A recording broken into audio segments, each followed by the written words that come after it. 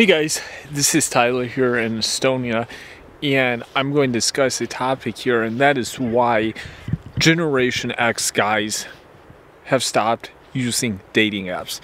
Okay, so I've spoken about Generation Y, Generation Z, and now I'm speaking about Generation X. And this was actually the first generation where dating apps were introduced on mainstream. This is very interesting here because one difference between Generation X and the whole dating app era is that for many of these people, it came into place post 18 or 21. They had reached adulthood most of the time, because if we look at the age range of Generation X, if you look at it, it was actually after the point that these people were adults. So many of these people had dated in the era before dating apps were there. Now, for many, it was maybe in the 80s, probably more so in the 1990s. This was when many people of this era began dating, and it was a very good era, I think, overall for these people based on what they've told me. And it's really interesting that people who were not in relationships or married by the time dating apps came into advent, they then saw the change, disruption, and it was very startling for many of these people. And also for the people who were dating previously or married and then were in a divorce or then began dating again because there was a breakup, they then got to experience the era with the dating apps, and it was something very new that these folks were not used to. I will say, I think these people got kind of the best time of the dating app era. They were certainly in it before it became real mainstream. Understand that when dating apps first became big, most of them were on PC format. They were not actual mobile applications, and they were actually not like very well known. There was a lot of commercials and advertisements, but keep in mind that a lot of people, the advertising commercials at this point was actually done via television. It was like eHarmony, Match.com. Those were the two big players here. These two companies were first targeting primarily Generation X, because if you think about the time frame, it was like late 90s, early 2000s, and this would have very much been the target audience. And also consider that the first dating applications were actually meant more for people that were at least in their mid-20s or older. They were not made for like teenagers or even people up through their mid-20s. They were designed for an older demographic, and then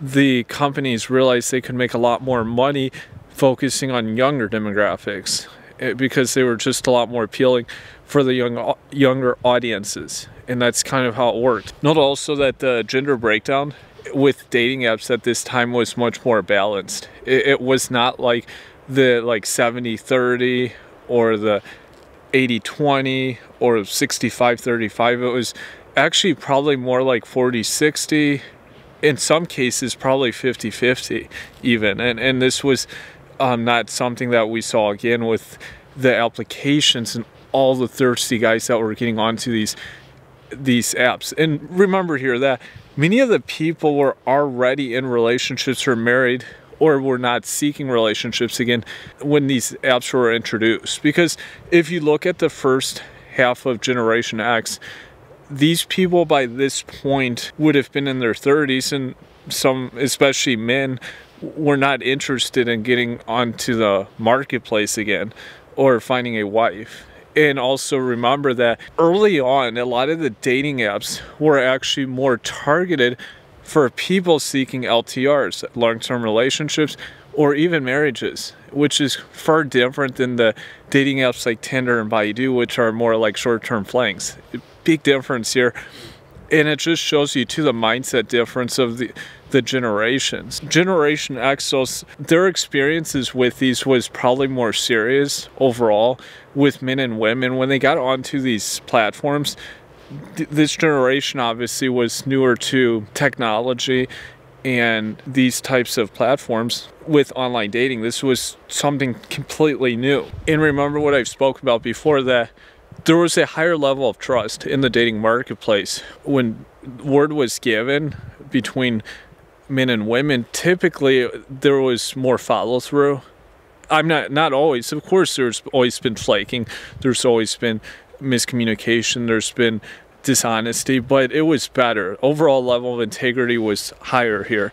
And you could see this too on these applications, websites. If you spoke to people, guys that were using these apps at this time, the overall level of satisfaction was much higher. And also with women, I think it was also higher. The women also did not have as high of standards, I think.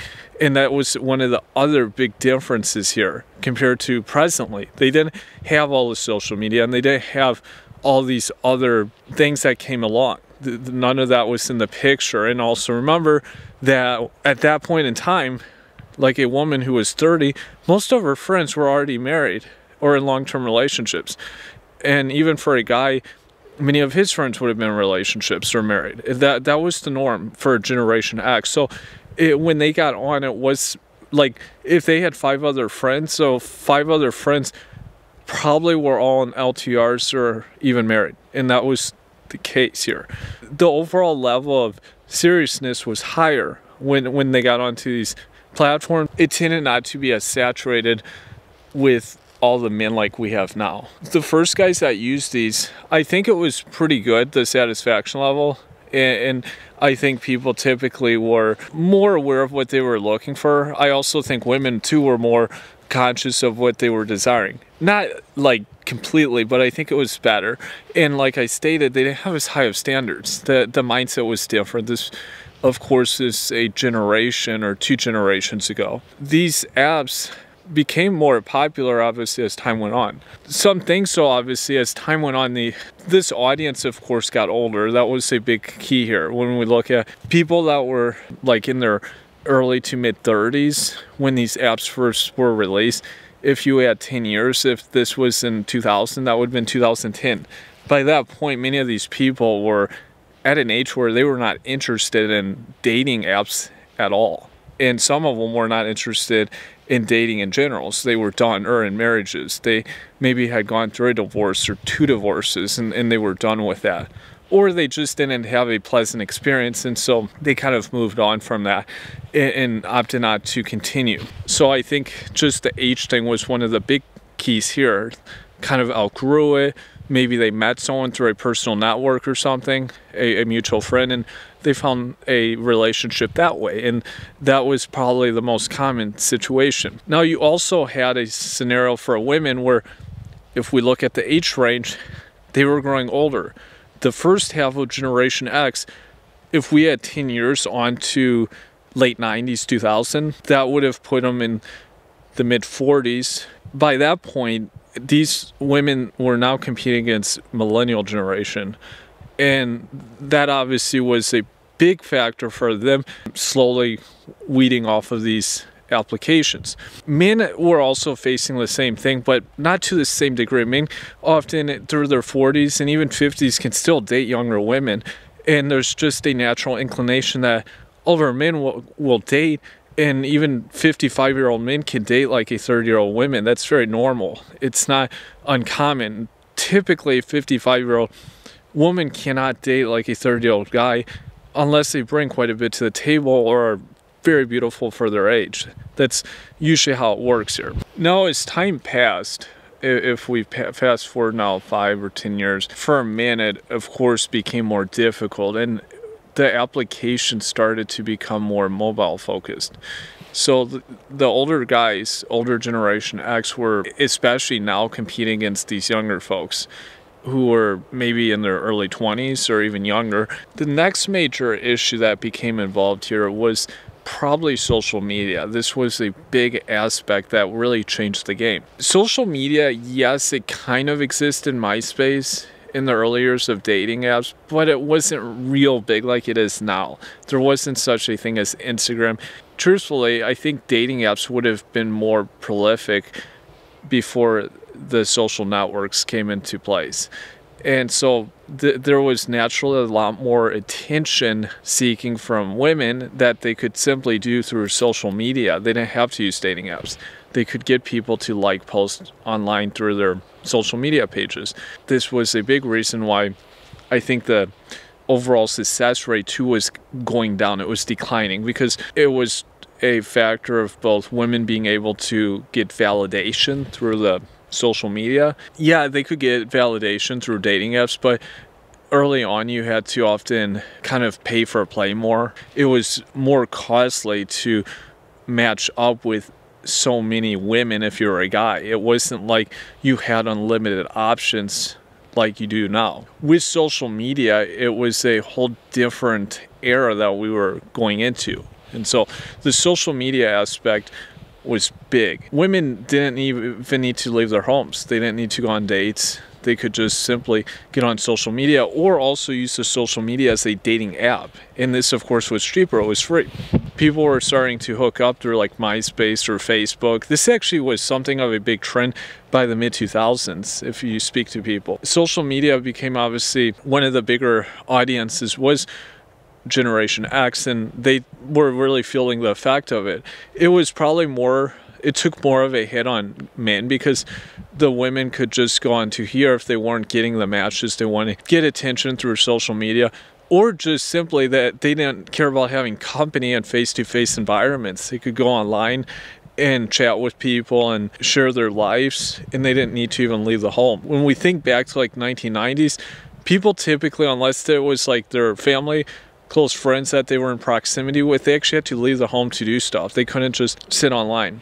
Yeah, people could call on the phone or have a pager, but there was no video chatting. There was no kind of face-to-face connection here. That was the only options. And so we saw that kind of transformation there. Now, another thing here that occurred is that the popular apps was also changing. It was going from Match and eHarmony to like Cupid.com. Tinder hadn't yet came aboard, and Baidu, but there were some other application websites here that were kind of phasing out eHarmony and Match.com. They weren't the market leaders like they had been. And these applications, of course, were more designed for older demographics, and especially for like that Generation X, early millennial demographic. That's really what it was designed for. And it was new companies that were actually more designed for younger people. And as this became more obvious, people, of course, had to look elsewhere. They didn't have the same kind of popularity on, say, or on Tinder like they would have had on eHarmony. They were, say, 45-year-old. For them, it just became less popular. Or it became less desirable to use these applications. These alternatives were more designed for the younger demographic. Another big factor here, and I've spoken about this before, was the advent of the PUA movement. The PUA era, when it was becoming big, when it was growing, was around the same time as the online dating. I think, though, the online dating was a little before. And this was actually another big thing that guys started realizing. They could very easily approach women on the street and go out. They could go on dates and maybe get in the bedroom. And it was very new. This was only being done maybe like in Spaniard and Italian culture.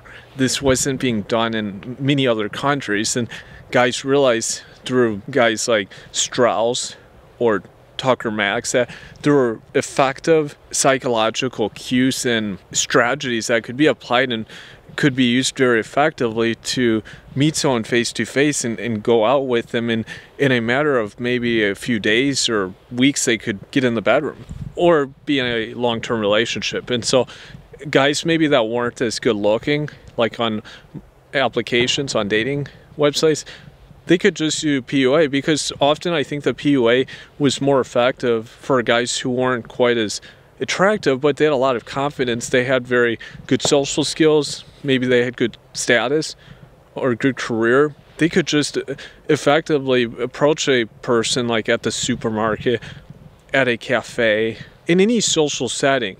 There's obviously official and unofficial or situational PUA that can be used. Like situationals, like if you're at a university and you have classmates you see on a frequent basis, maybe not every day.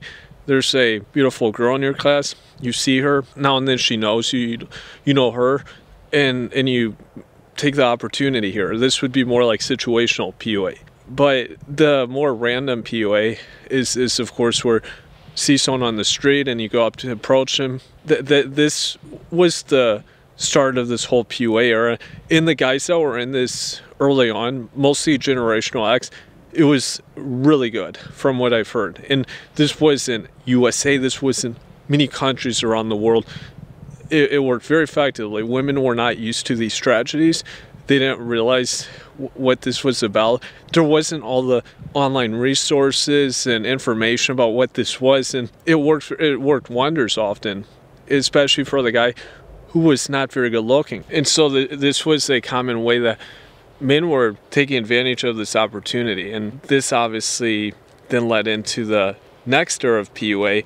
But these guys are originators of this whole movement. Now, another reason why apps also were kind of losing popularity is the fact that there was a lot more international relationships being started, and also international dating was becoming more common. And yes, of course, many people use dating apps to meet an international spouse, international boyfriend or girlfriend.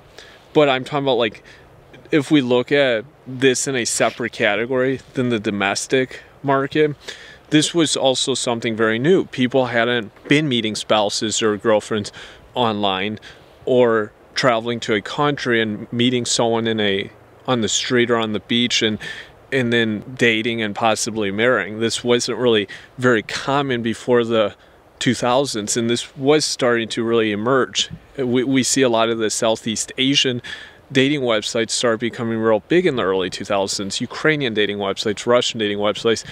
This was a big factor here, and many of the early people on these websites, of course, were Generation X guys. This era of guys realized that they could use this arbitrage opportunity to go to these markets, very new markets, and very impoverished also at the same time. And there were many available and very good quality spouses they could meet in these countries. So this was also becoming much bigger. We obviously know about Roosh. He traveled in Eastern Europe and South America. He wasn't really seeking long-term relationships, but he certainly was kind of part of this dating movement in these countries, and kind of showcased the kind of opportunities that guys could find in these type of markets. This was a great opportunity for guys that got into this thing early on. There's, of course, other factors here that have to be noted, but this all played a role in the phasing of dating apps for Generation X and their domestic markets. And as we saw, this turn into Generation Y era of dating apps, and that's, I think, where it really hit its peak point. But it was kind of fortunate for people in Generation X. They got it when it was probably the best, and all of these areas were completely new at that time. So if you have any feedback, leave it below, and I look forward to your comments. Thank you.